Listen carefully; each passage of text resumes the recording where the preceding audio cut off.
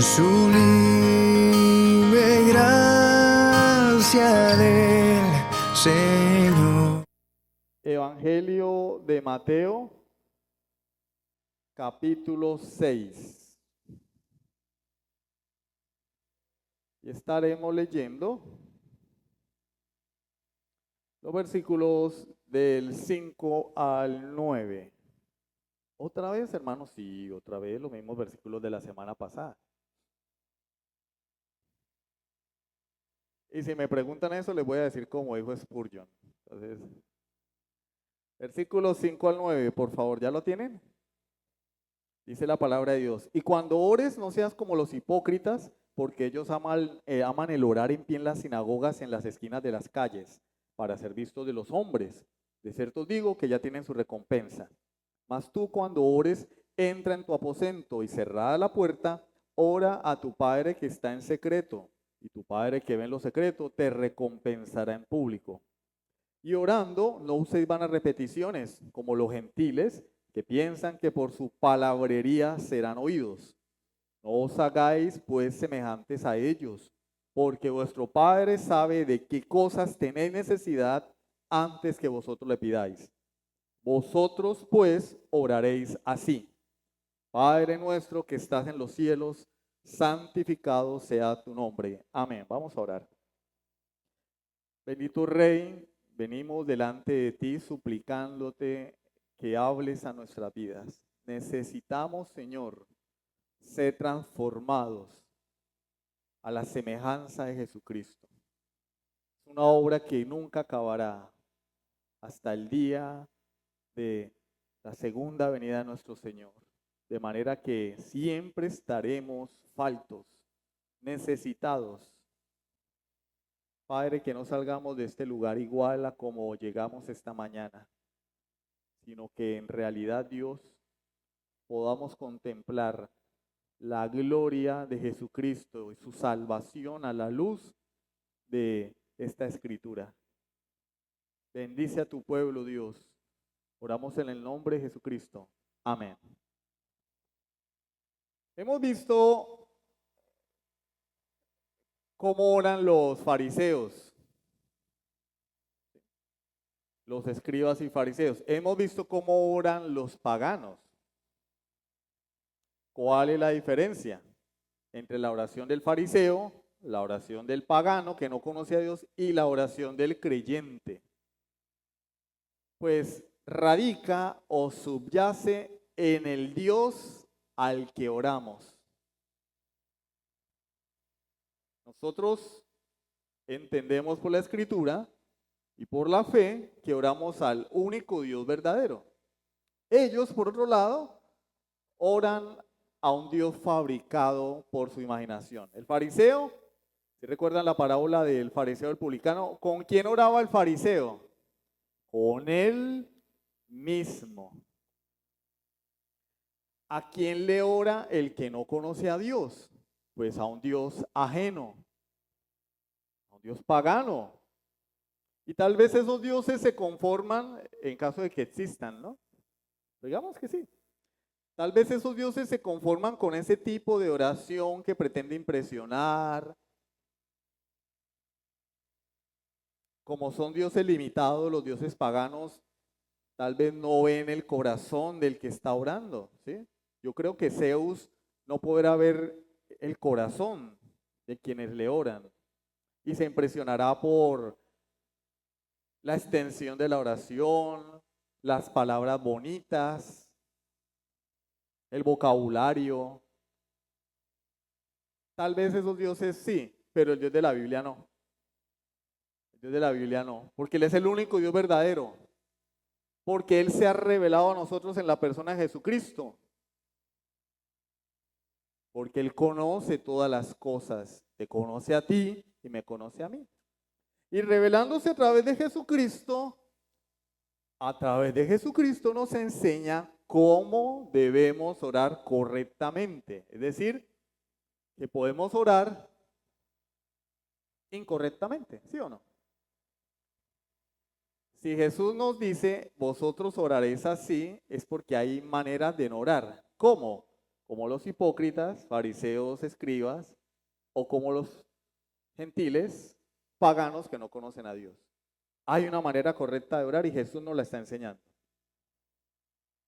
¿Cuál es esa manera correcta de orar? En primer lugar, el Señor Jesucristo nos dice que Dios es nuestro llavería, compinche, pana, no, Padre. Él es nuestro Padre. Él es un Dios personal. Él no es una caja, no es un busto, no es una imagen, no es una pintura. Es un Dios personal que se revela en la Escritura en la figura del Padre. Nosotros tuvimos papás, ¿cierto? Papá terrenal, o lo tenemos. Hay una relación entre nuestros papás y nosotros, nuestros padres y nosotros. Hay una relación porque Él es una persona y yo soy una persona y las personas se relacionan. Dios es un Dios personal.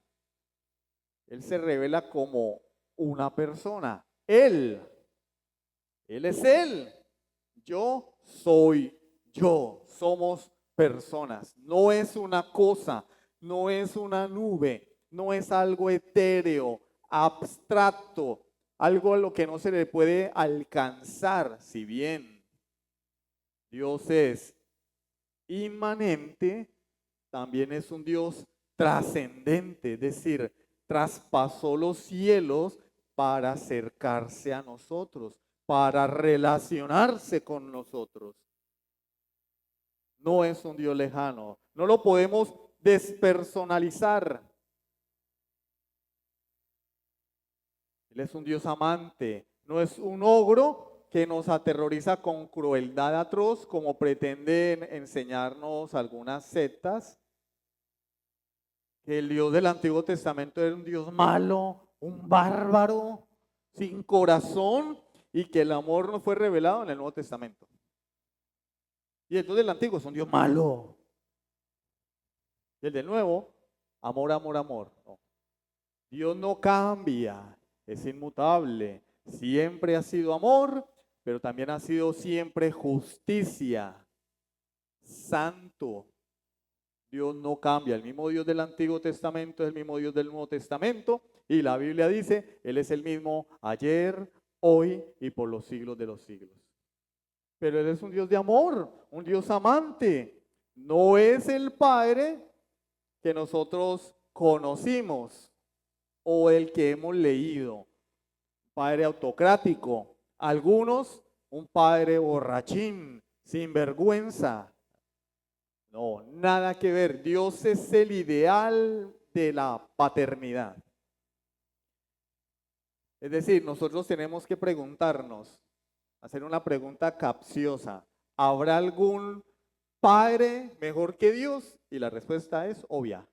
No. No hay ningún padre mejor que nuestro Dios. Él es el Padre. El papá de los papás, podríamos decirle, el padre de los padres, Él es Él. Nuestros papás, llenos de errores, llenos de defectos, faltantes, Dios no. Él es el ideal de paternidad. No solamente Él es bueno por el hecho de ser padre, porque la oración continúa, ¿cierto? Estás en los cielos, Padre nuestro, tú eres mío, eres mi Padre, pero estás en los cielos. ¿Qué significa que Dios está en los cielos? Que Él es superior. ¿A quién tengo en los cielos sino a ti? Y fuera de ti, ninguna cosa deseo. Como quien dice, ¿a quién tengo yo? Yo no tengo a nadie, pero tengo a Dios en los cielos. Y las palabras en los cielos denotan no tanto el lugar de su morada, porque los cielos no pueden contener a Dios. En los cielos significa su autoridad, su poder, su dominio, que Él es supremo, está por encima de nosotros, que Él no es como tú o como yo, que tenemos los pies en la tierra. Somos criaturas. Él está por encima de todas las cosas. Pero eso no quiere decir que deje de ser un Dios amante, Dios de amor. De manera que combina su amor paternal con su poder celestial. Y su poder es capaz de llevar a cabo lo que le ordena su amor. Una combinación perfecta. Dios poderoso, pero también un Dios amoroso. Y lo que en función de su amor Él se propone hacer, lo puede hacer porque es un Dios todopoderoso. Se propuso salvar al hombre pecador por amor, pero lo puede salvar porque es un Dios todopoderoso. El título de la predicación de hoy es Padre nuestro que estás en los cielos. Vamos a ver dos puntos. En primer lugar, nuestro Padre es el Dios verdadero. En segundo lugar,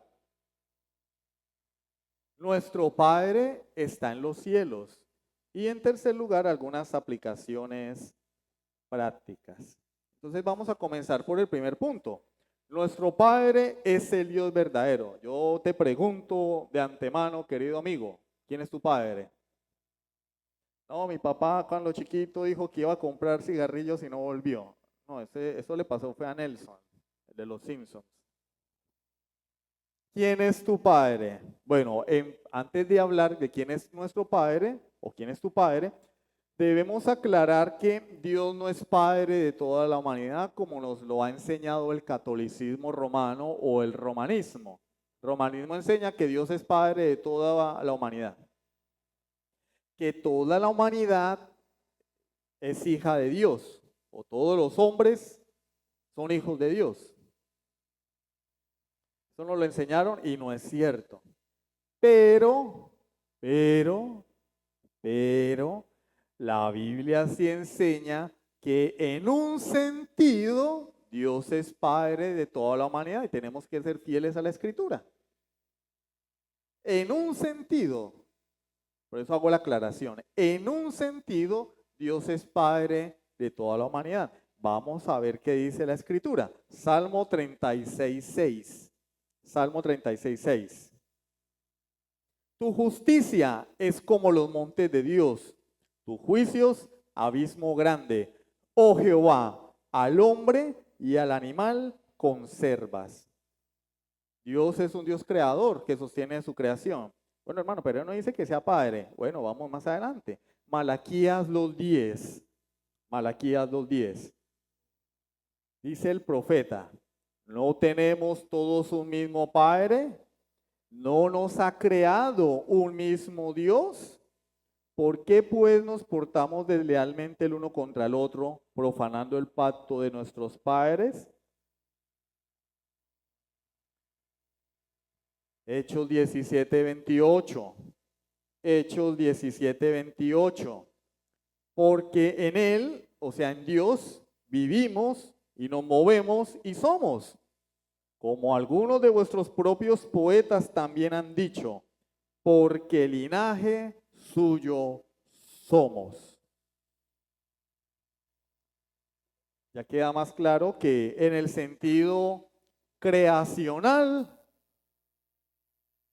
todos los seres vivientes somos hijos de Dios. Creacionalmente hablando, somos linaje de Dios, tenemos un mismo Padre, hasta de los animales Dios tiene cuidado. Entonces, en el sentido de creador, la relación creador-criatura, Dios es el Padre porque Él es el origen de la vida. Pero ese sentido no es el que resalta la Escritura a la hora de mencionar a Dios como Padre. No es a eso que se refiere. No ese es el sentido que pretende resaltar la Biblia cuando habla de Dios como nuestro Padre, sino que la Biblia al hablar de Dios como nuestro Padre lo está tratando desde el punto de vista soteriológico. Alguien preguntará, hermano, ¿y eso qué significa soteriológico? ¿Eso con qué se come? Yo nunca he oído esa palabra. Soteriológico significa salvación. En el sentido salvífico, ¿sí? La soteriología es la salvación del ser humano, la doctrina de la salvación.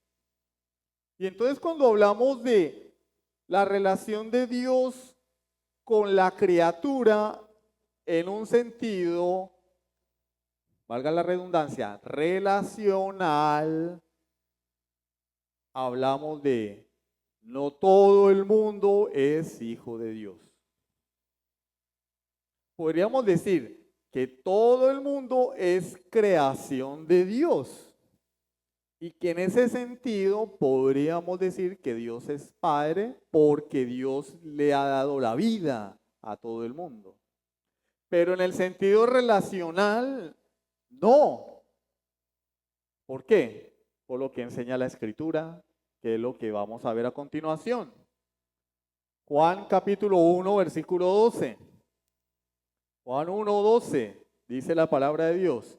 Mas a todos los que le recibieron, a los que creen en su nombre, les dio potestad, les dio el poder o les dio la autoridad de ser hechos hijos de Dios. Ya con este versículo solo debería bastar. ¿Quiénes son hijos de Dios? Los que creen en el nombre de Jesucristo, los que han recibido a Jesucristo, son hijos de Dios. Los demás, no. ¿Por qué? Porque a pesar de ser criaturas de Dios, hay algo que los separa de Dios que se llama pecado. No solamente nos separa, nos ha matado el pecado. Estamos muertos espiritualmente. Sin Cristo estamos muertos. Y el texto dice, el versículo 11 dice, a los suyos vino, pero los suyos no le recibieron. El Cristo vino al mundo y el mundo le rechazó. Mas a todos los que le recibieron, ¿qué implica el versículo? Que no todo el mundo le recibió. A los que, implica que hay unos que le recibieron y otros no. Y solo son hechos hijos los que creen en su nombre. Y los que no creen, pues no son hijos de Dios. No son hijos de Dios. ¿Y entonces qué son? Ya vamos a verlo más adelante. Romanos 8, 14 al 16. Romanos 8, 14 al 16. Porque todos los que son guiados por el Espíritu de Dios, estos son hijos de Dios. ¿Quiénes son hijos de Dios? Los que son guiados por el Espíritu de Dios. ¿Qué implica esto? Que hay algunos que no son guiados por el Espíritu de Dios. Los que alcen la mano, los que se bañaron hoy. Y puede que algunos por el clima le hayan decidido no bañarse. Aquí hay una relación de exclusividad. Los que, ¿quiénes van a alzar la mano? Alcen la mano los que desayunaron. Por ahí está alzando la mano Paula. Sí se bañó hoy. Excelente.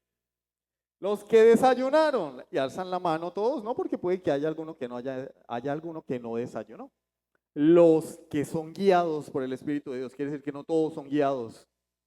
Estos son hijos de Dios. Pues no habéis recibido el espíritu de esclavitud para estar otra vez en temor, sino que habéis recibido el espíritu de adopción, por el cual clamamos Abba Padre. El Espíritu mismo da testimonio a nuestro espíritu, ¿de qué? De que somos hijos de Dios.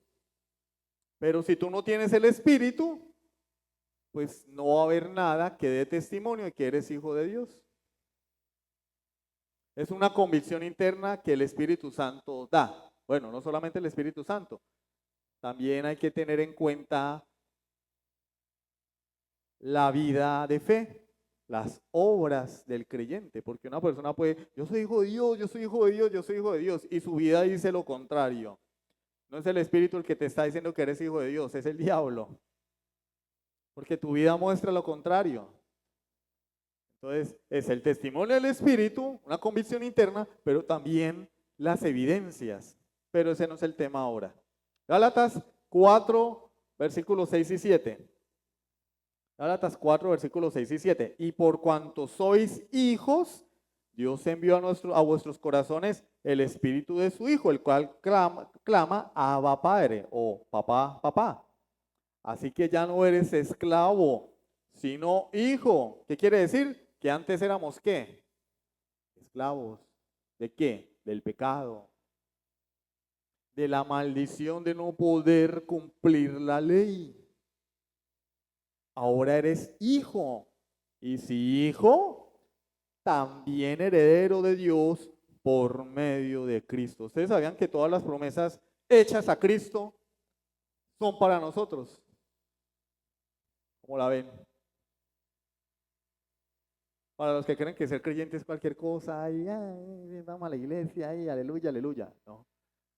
Todas las promesas que Dios le hizo a su Hijo Jesucristo son para nosotros porque estamos en Cristo. Somos co significa igual, el prefijo co es igual. Somos coherederos juntamente con Cristo. ¿Cómo la ven? ¿Cómo la ven? Primera de Juan 3:1. Primera de Juan 3:1. Mirad cuál amor nos ha dado el Padre para que seamos llamados hijos de Dios. Por esto el mundo no nos conoce, porque no le conoció a Él. ¿Quiénes son hijos de Dios? Los que se arrepienten de sus pecados, los que han venido postrados delante de Dios suplicando perdón, los que han corrido a la cruz humillados entendiendo que van rumbo al infierno. Los que se perciben a sí mismos sin esperanza, corren a la cruz, se arrepienten de sus pecados, Dios los hace sus hijos, los adopta. Efesios capítulo 1, según los escogió en él antes de la fundación del mundo, para que fuésemos santos y sin mancha delante de él, en amor, habiéndonos predestinado para ser adoptados hijos suyos por medio de Jesucristo, según el puro afecto de su voluntad. Nos adoptó por medio de Jesucristo. Somos hijos de Dios. ¿Quiénes? Los que se arrepienten de sus pecados. Y el que no, pues no. No. ¿Por qué? Porque no quiere arrepentir. ¿Eso hace malo a Dios? No, malo es el que le rechaza. Teniendo la salvación al alcance de la mano. No, yo no quiero. ¿Qué más se puede hacer? Como el enfermo que tiene que tomarse el medicamento y no se lo toma. Ese laboratorio farmacéutico es una grosería. Nada. Y la culpa es del laboratorio, no, la culpa es mía que no me quiero tomar el medicamento. Está ahí. ¿Qué me impide tomarlo? Porque no quiero. Y si no me tomo el medicamento, no me recupero de la enfermedad. Si yo no tomo la salvación que Dios me ofrece gratuitamente en su Hijo Jesucristo, no voy a ser salvo. ¿De quién es la culpa? ¿De Dios? No, mía. Porque amo más mi pecado. La culpa es del hombre. Dios da la salvación. Todo aquel que le recibe y cree en su Hijo es hecho hijo de Dios. ¿Y el que no? Pues no. Ahora bien, ¿qué pasa con los que rechazan a Cristo? ¿De quién son hijos? Aquellos que rechazan a Cristo no son hijos de Dios, son hijos de ira, hijos de desobediencia, hijos de Satanás. Juan 3:36. El que cree en el Hijo tiene vida eterna. ¿Quieres tener vida eterna? Cree en Jesucristo. No tienes que venir aquí a dar diezmos, pactos, primicias, ni pararte de cabeza, ni caerte al piso a revolcarte. No. Arrepiéntete. El que cree en el Hijo tiene vida eterna. Fácil, gratis. El problema es que, ¿cómo es gratis? Si cobráramos, si pusiéramos letrero, salvación a 10,000 pesos, mira, esto se llenaba. Una vez un señor tenía unos cauchos, ¿no? Unos cauchos y los iba a botar, pero todavía tenían vida. Y dijo, voy a ponerlos ahí en la calle y le voy a poner un letrero que diga, llévenselos gratis. El hombre le puso los cauchos, tinti, uno encima del otro, el letrero, llévenselos gratis. Al día siguiente, ¿no? Ahí estaban los cauchos. Mira, pero ¿qué pasa? ¿Por qué nadie se lleva los cauchos? Están gratis, son gratis. Un amigo le dijo, mire, cambie el letrero, ponga cauchos, 10.000 pesos. Y el hombre, ¿de verdad? Sí, cauchos, 10.000 pesos. Al día siguiente ya no estaban los cauchos. Eso se llama percepción de valor.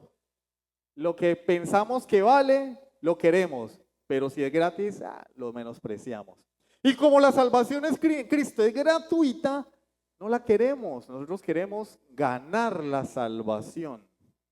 Queremos ganar la salvación. Por eso es más fácil servirle a Dios cuando nos prometen un beneficio. ¿Sí o no? En otras congregaciones donde nos dicen, mira, si tú le sirves a Dios, Dios va a abrir las ventanas de los cielos y va a derramar sobre ti bendición hasta que sobreabunde y va a reprender al devorador. Uno dice, ¿dónde le firmo? ¿Qué hay que hacer? Tienes que pararte de cabeza. Uy, sí. Pero si le decimos a las personas, sírvele a Dios con tu corazón. ¿Pero qué? No hay nada a cambio. Tesoros celestiales. Las riquezas de Jesucristo. No, mi hijo, a mí hábleme de cosas terrenales. Percepción de valor. La salvación es gratis, nadie la quiere. Por eso Dios tiene que obrar para que anhelemos la salvación que Él nos da únicamente por fe en su Hijo. Juan 3:36, el que cree en el Hijo tiene vida eterna, pero el que rehúsa creer en el Hijo, oído, el que dice, no, a mí no me interesa eso, no verá la vida, sino que la ira, Dios es un Dios de ira, por si no lo sabían. No, a mí me dijeron que Dios era amor, amor, amor, amor, como la canción. La ira de Dios está sobre él. El que rechaza a Cristo, ¿qué tiene aquí encima? La ira de un Dios infinitamente santo y un Dios todopoderoso, que no va a tener por inocente al culpable. Ojo, Juan 8:44, parte A. Vosotros sois de vuestro padre el diablo, y le está hablando a los judíos. Vosotros sois de vuestro padre el diablo, y los deseos de vuestro padre queréis hacer. Repito, está hablándole a los judíos. Y Juan aclara, los judíos que habían creído en él. Creído entre comillas, ¿no? Vosotros sois de vuestro padre el diablo. ¿De quiénes son hijos los que rechazan a Cristo? ¿De Dios? No, del diablo, del coco, hijos de ira. Efesios 2, del 1 al 3. Y Él os dio vida a vosotros, Efesios 2, del 1 al 3. Y Él os dio vida a vosotros cuando estabais, ¿cómo? Malheridos, agonizantes, ¿no? Porque hay personas que creen que vienen a Cristo como el que está agonizando, ¿no? El que está agonizando se arrastra así y busca a la enfermería en la guerra, ¿no? Y agarró una mina quiebrapatas, le voló una pierna, pero se arrastra y va a la enfermería, lo atienden, se salvó. Pero el hombre se arrastró, claro, no estaba muerto, estaba agonizando. Pero la Biblia no dice que nosotros estábamos agonizando, la Biblia dice que estábamos muertos en nuestros delitos y pecados, en los cuales anduvisteis en otro tiempo, espero que sea nuestro caso, ¿no? En otro tiempo, siguiendo la corriente de este mundo, conforme al príncipe de la potestad del aire, es decir, Satanás. El espíritu, ¿sí? Está hablando de Satanás, ¿no? Que ahora opera en los hijos de desobediencia. Y es el que rechaza a Cristo o el que no tiene a Cristo, ¿qué es? Hijo de desobediencia, operado por un espíritu que es el príncipe de la potestad del aire, es decir, Satanás. Es decir, aquel que no tiene a Cristo es un títere del diablo. Es hijo de desobediencia. Por eso nosotros no nos debemos sorprender cuando alguien que no tiene a Cristo nos hace la vida imposible. Sí nos sorprendemos porque somos humanos, ¿no? No, pero ¿por qué? ¿Por qué? ¿Por qué a mí? ¿Por qué me la tiene a monte? Estoy siendo coloquial, ¿no? ¿Por qué? Mire, ¿por qué? Porque en él opera Satanás. Es un títere del diablo, es hijo de desobediencia. Su propósito es lastimarte. Entonces, no nos sorprendamos tanto. El espíritu que ahora opera en los hijos de desobediencia, entre los cuales también todos nosotros vivimos, ¿cuándo? En otro tiempo, en los deseos de nuestra carne, haciendo la voluntad de la carne y de los pensamientos, y éramos por naturaleza, ¿qué? Hijos de ira. Lo mismo que los demás. ¿Qué quiere decir eso? Lo mismo que Juan 3:36. La ira de Dios está sobre él. Eres hijo de la ira de Dios. O sea, la ira de Dios está ahí esperando ser derramada sobre ti por tu incredulidad. No, pero a mí me va bien en esta vida. Ustedes vieran, yo he hecho cosas en esta vida, me ha ido excelente. Sí, pero es que esta vida se va a acabar. ¿Cómo la ves? ¿Te vas a morir? No, todos nos vamos a morir, ¿sí sabían? Todos nos vamos a morir. Y Dios va a derramar su ira sobre aquellos que mueran sin Cristo. Porque jamás fueron hijos de Dios, fueron hijos de ira. Primera de Juan 3:10. Primera de Juan 3:10. En esto se manifiestan los hijos de Dios y los hijos del diablo. Hay hijos de Dios que son los que se arrepienten de sus pecados y hay hijos del diablo que son los que rechazan a Cristo. Todo aquel que no hace justicia, o sea, si no hace justicia, ¿qué es lo que hace? Pues injusticia. Y que no ama a su hermano. ¡Ah! ¿Cómo así? Entonces yo tengo que amar a mi hermano. Claro, porque el que no ama a su hermano, a quien ha visto, ¿cómo puede amar a Dios a quien no ha visto? En esto conocerán todos que sois mis discípulos, en que os améis los unos a los otros. Y dice que aquel que hace injusticia y que no ama a su hermano es hijo del diablo. O sea que no se necesita ser un adúltero, parrandero, borracho, jugador, no se necesita ser una prostituta, no se necesita ser trans, solamente se necesita practicar la injusticia y el desamor hacia los hermanos. ¿Cómo la ven? Terrible, terrible, porque tenemos que amar al hermano. Y si nosotros no amamos a nuestros hermanos, tal vez porque yo no soy hermano de nadie, porque mi padre no es Dios, mi padre es Satanás, no el de Dragon Ball, sino Satanás. Entonces, por estos versículos queda claro que no todos tienen el privilegio de dirigirse a Dios como Padre, porque no todos son sus hijos. Esa prerrogativa es exclusiva. ¿De quiénes? De los que están en Cristo Jesús, de los que se han arrepentido, de los que han venido a la cruz. Hermano, ¿y qué se necesita para arrepentirse?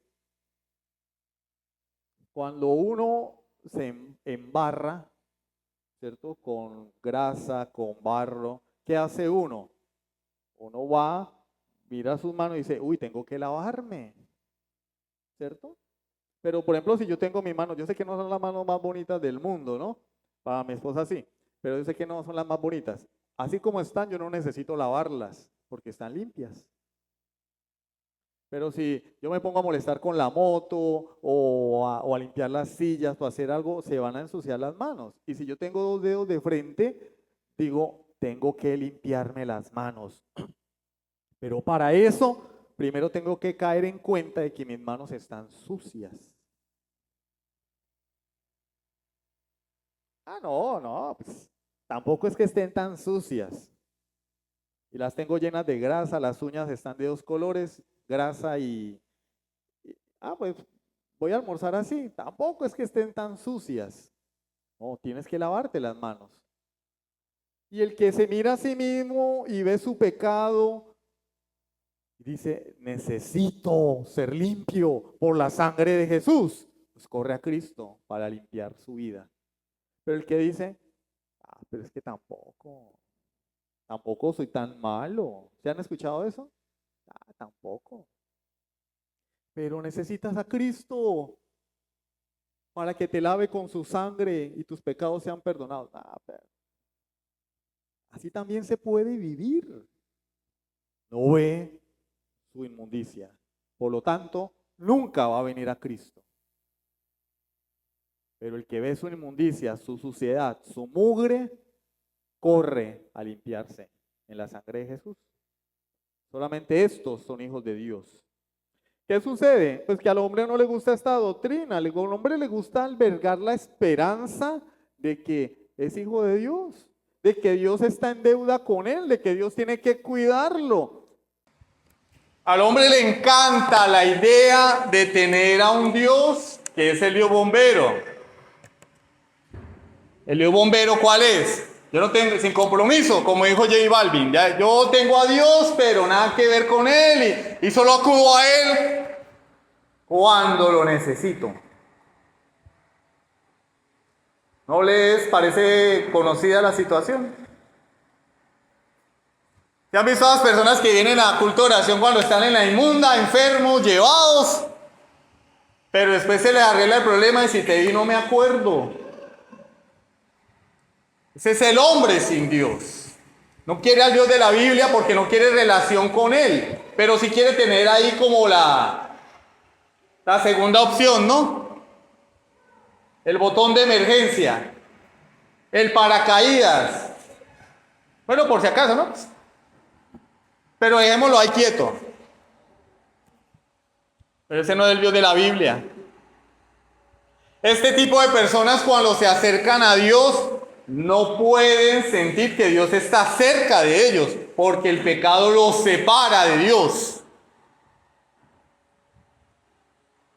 Por eso el hombre odia esta doctrina.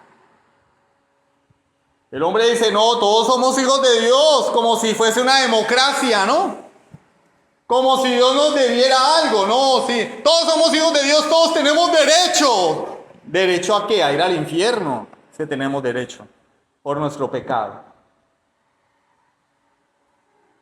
Entonces, si no te arrepientes de tus pecados, no vas a ser hijo de Dios nunca.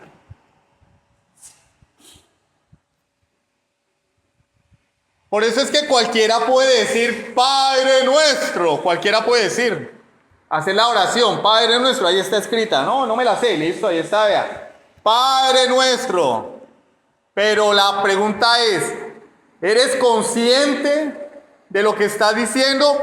¿Lo vives? ¿Lo experimentas? En realidad, cuando doblas rodilla, sabes, estás convencido de que estás hablando con tu Padre y no con el de los mandados, no con el Dios bombero. ¿Sientes la necesidad de hablar con Él? Esa es la pregunta. ¿Puedes decir con seguridad, Padre mío, Dios mío? ¿Él es tu Dios? ¿Lo conoces realmente como tu Padre? Esta es la única manera de darnos cuenta si hemos pasado de ser hijos de ira a ser hijos de Dios. Cuando en realidad valoramos lo que Cristo ha hecho en favor nuestro. Es la única manera. Y eso nos lleva a nuestro segundo punto. Nuestro Padre está en los cielos. Ya dejamos claro qué significa que es nuestro Padre. No es Padre de todo el mundo. Los que no son hijos de Dios son hijos de Satanás. La única manera de ser hijo de Dios es a través de Jesucristo, mediante el arrepentimiento de nuestros pecados. Pero la oración no termina allí. Dice, Padre nuestro que estás en los cielos. ¿Qué significa eso? Efesios capítulo 1, versículo 3. Bendito sea el Dios y Padre de nuestro Señor Jesucristo, que nos bendijo con toda bendición espiritual en los lugares celestiales en Cristo. Esto es sumamente significativo porque por un lado Jesús llama a Dios Padre nuestro. Pablo dice, el Dios y Padre de nuestro Señor Jesucristo. El Padre de nuestro Señor Jesucristo es tu Padre. Lamentablemente nosotros designamos o entendemos la palabra Padre por nuestra experiencia. Entonces, por ejemplo, hay un niño que tiene un padre que es borracho, maltratador, sinvergüenza. ¿Cuál es la imagen de padre que tiene este niño? ¿Una mala imagen? Una mala imagen. Cuando le dicen papá, él se imagina al papá que tenía, un borracho, maltratador, sinvergüenza. Entonces, padre no puede estar determinado por nuestra experiencia. Lamentablemente, es un alto porcentaje de lo que consideramos padre. Si yo tuve un padre rígido, percibo a Dios como un padre rígido. Si yo tuve un padre despreocupado, bonachón, puedo entender que el Padre Celestial es bonachón. Pero yo no puedo determinar lo que es el Padre. Tengo que ir a la Biblia y ver cómo se revela a Él para entender quién es el Padre.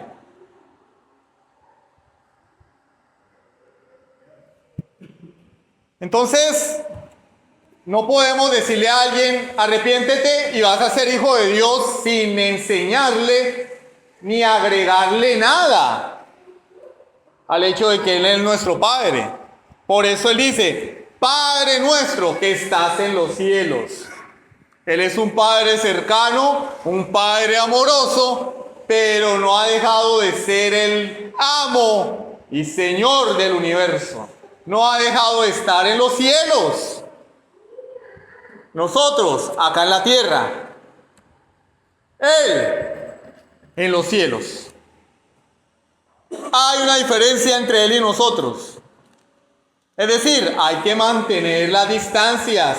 Hay que tener respeto.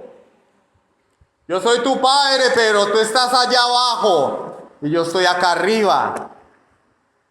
Como dice la misma Biblia, pensabas que de cierto yo sería como tú. No, Él no es como nosotros. Pero no podemos separar las cosas. Es un Padre cercano, pero está en los cielos. La palabra Padre nuestro indica la cercanía y la disposición de Dios y su anhelo de prestar oído a las alabanzas y peticiones de sus hijos. Padre mío. Él está allí dispuesto a escucharte cuando le cantas, cuando le alabas, también cuando oras. Pero las palabras que estás en los cielos muestran su poder, no solamente su poder, su derecho soberano a responder tu petición como se lo indique su infinita sabiduría. El hecho de que Él sea un Dios cercano no quiere decir que Él me va, el papito que quiere bebé, ¿no? Háblame, hijo. Padre, te pido esto, te pido lo otro, sí. Pero no se te olvide que yo estoy en los cielos. Yo soy soberano. Yo hago mi voluntad. Salmo 115, versículo 3. Nuestro Dios está en los cielos. Todo lo que quiso, ha hecho. ¿Dónde está nuestro Dios?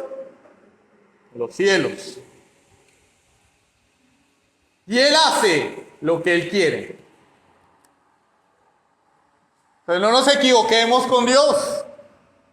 De que Él está ahí solamente para darme lo que yo le pida. No, Él hace lo que Él quiere. Si lo que yo le pido se conforma a su voluntad, obviamente Él va a cumplir esa petición. Pero si lo que yo le pido se aleja de su voluntad, nada que ver. Finalmente, reflexionemos en las palabras Padre nuestro que estás en los cielos. ¿Qué debe hacernos sentir esto? Nuestro Padre está en los cielos. Nuestro destino no es esta tierra. Nuestro destino está al lado de nuestro Padre. Vamos a morar con Él por toda la eternidad. Nuestra estancia aquí en la tierra es temporal, pasajera, porque mi Padre está en los cielos. Yo voy es para allá. Esta vida no lo es todo. ¿Por qué nos enamoramos tanto de esta vida? Si nuestro Padre está en los cielos.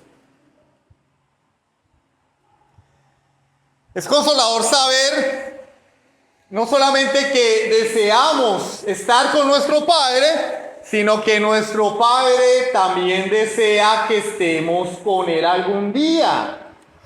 Él desea que estemos con Él, ¿sí sabían? Pero se muere un cristiano y la gente empieza a reprender al espíritu de muerte, empiezan a decir que lo van a resucitar. Si la Biblia dice, para Dios es honrosa la muerte de sus hijos. Mira lo que dice Juan 17:24. Padre, aquellos que me has dado, quiero que donde yo estoy, está hablando Jesús, también ellos estén conmigo. ¿Qué es lo que quiere Jesús? Que nosotros estemos con Él, para que vean mi gloria que me has dado, porque me has amado desde antes de la fundación del mundo. ¿Cuál es el deseo de Jesús? Que vivamos acá para siempre, en la tierra, que hagamos dinero, que estemos con Él. Por eso Él va a volver. Por eso nos va a resucitar si morimos, para que estemos eternamente en su presencia. Aplicaciones. Cuando oremos es vital que recordemos que nuestro Padre está en los cielos. Que tengamos presente su majestad, su grandeza, su poder absoluto, su santidad y justicia. Dice el autor a los Hebreos que debemos acercarnos a Dios con temor y reverencia, porque nuestro Dios es ¿qué? Fuego consumidor. Estas oraciones confianzudas no tienen cabida en el corazón de un verdadero creyente. Estas oraciones irrespetuosas no tienen cabida en el corazón de un verdadero creyente. Recuerda, Dios es fuego consumidor. Dios es santo. No es tu compinche. No lo puedes rebajar. Dios tiene el poder para bendecirte, pero también tiene el poder para castigarte. Él puede salvar, pero también puede destruir. Cuando ores, recuerda lo que dice Eclesiastés 5:2. Dios está en el cielo y tú estás en la tierra. Recuerda a quién le estás hablando. Cuando llenos de debilidad y de humildad caemos de rodillas delante de Dios, en medio de tormentas mentales y afectivas, recordemos también que Él todo lo sabe de nosotros. Hebreos 4:13. Y no hay cosa creada que no sea manifiesta en su presencia. Antes bien, todas las cosas están desnudas y abiertas a los ojos de aquel a quien tenemos que dar cuenta. Cuando ores, ten presente que estás desnudo delante de Dios. Desnudo. Todas las cosas están desnudas y abiertas delante de Él. No hay nada que le podamos esconder a Dios. Él te ve tal como tú eres. Estás desnudo delante de Él. Recuerda que te acercas a un Dios todopoderoso, eterno, santo. Pero también ese Dios en Cristo es tu Padre. Conoce todo lo que tiene que ver contigo. Y también sabe lo que es bueno para ti. Sabe qué es lo que tú realmente necesitas. Es un Dios omnisciente, pero también te ve con amor santo. Y conoce todas tus necesidades. Recuerda esto. Efesios 3:20. Él es poderoso para hacer todas las cosas mucho más abundantemente de lo que pedimos o entendemos.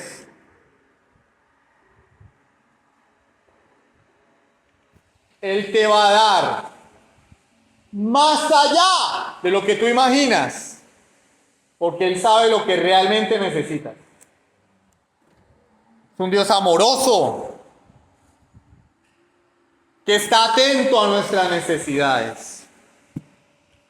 Como Padre nuestro que está en los cielos, Él está mucho más ansioso de bendecirnos de lo que tú estás ansioso por ser bendecido. Él quiere bendecirte. ¿Sabe cuál es el problema? La definición de bendición. Nosotros pensamos que bendición es money, money, money. ¿Sí o no? ¡Uy, qué bendición! Me aumentaron el sueldo. ¡Qué bendición! Me gané una rifa.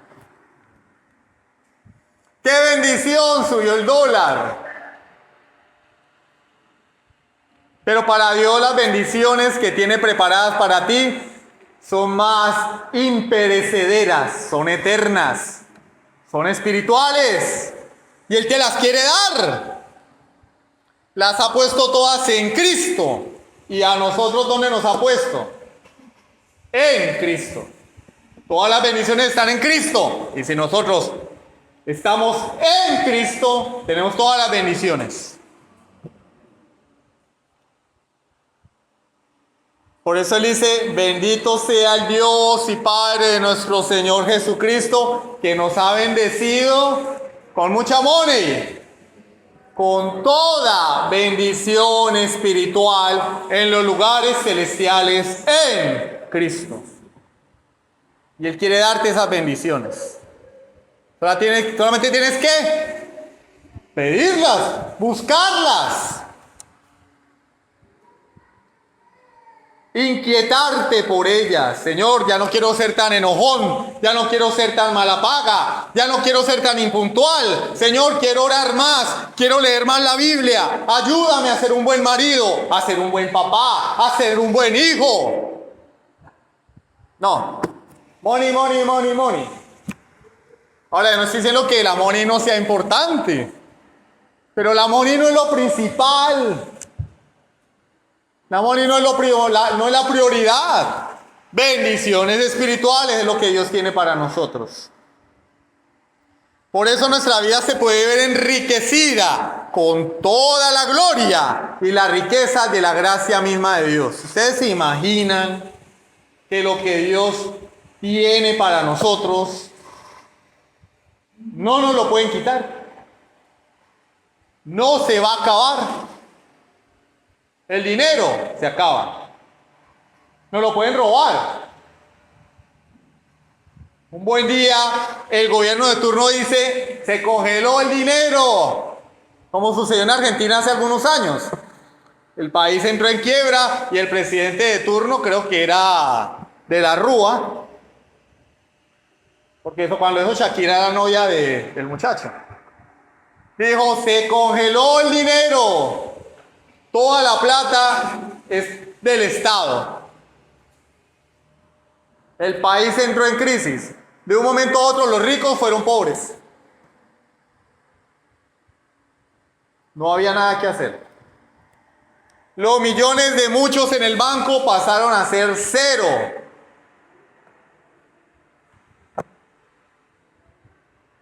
Y por eso el Señor dice, hazte un tesoro en el cielo, donde el orín y la polilla no corrompen y donde los ladrones no minan y hurtan.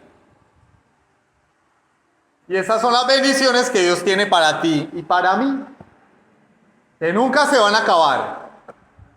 Es más, siempre va a haber, como dice el apóstol Juan, gracia sobre gracia, porque de su plenitud tomamos.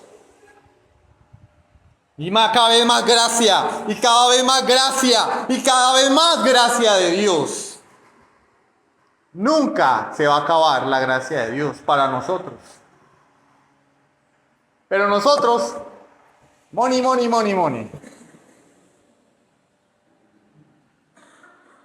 Recuerda, Dios es tu Padre y nunca va a cerrar la puerta de su trono, de su santuario, para que tú entres allí. Jamás. Pero tienes que venir a Dios. Tienes que acudir a Él en oración. Es un Dios cercano. Es el Dios que creó el universo y lo tenemos ahí. Ahí. Es buen momento para reflexionar respecto a nuestra vida de oración y empezar a acercarnos a Dios. Amén. Soberano Dios y Padre Celestial, te damos gracias por tu palabra. Gracias, Señor, porque tú eres un Dios cercano. Eres nuestro Padre y nos has amado tanto que entregaste a tu Hijo por nosotros. Pero no eres Padre de todo el mundo. Aquellos que rechazan a Jesucristo son hijos de ira. Pero tú abres la puerta de la gracia para que todo aquel que cree en Jesucristo no se pierda, mas tenga vida eterna. Y esa es la invitación que tú haces hoy. Si hay alguien que no ha venido a Jesucristo arrepentido, Dios te llama, arrepiéntete. No sigas siendo hijo de ira, no sigas siendo hijo de Satanás. Puedes pasar de muerte a vida y ser contado como hijo de Dios únicamente si crees en lo que Cristo hizo en la cruz en favor tuyo. Tendrás perdón de pecados. Serás recibido arriba en gloria. Serás inscrito en el libro de Dios. Serás parte del pueblo de los santos. Solamente debes creer en Jesucristo y tendrás la mayor bendición. Tendrás a Dios por Padre. Gracias, amado Rey. A tu nombre la gloria, en el santo nombre de Jesucristo. Amén. Sublime gracia del Señor.